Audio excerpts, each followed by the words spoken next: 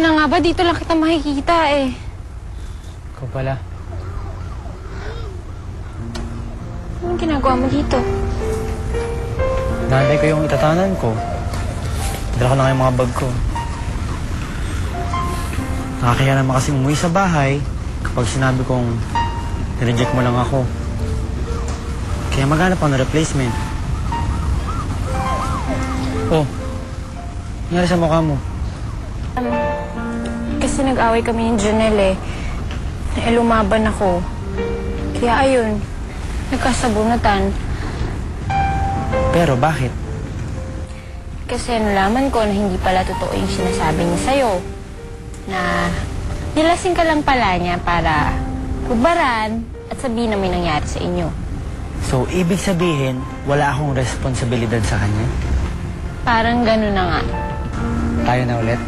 Gano'n na nga yun. So, ibig sabihin, magtatanan na tayo? Hindi, no? Di ba sabi ko sa'yo mag-aaral muna tayo bago pa pag-usapan yung kasal na yan, okay? Ikaw naman sinisira mo yung moment natin eh. Ikaw talaga, ang bilis mo talaga makaakbay, no? Mhm.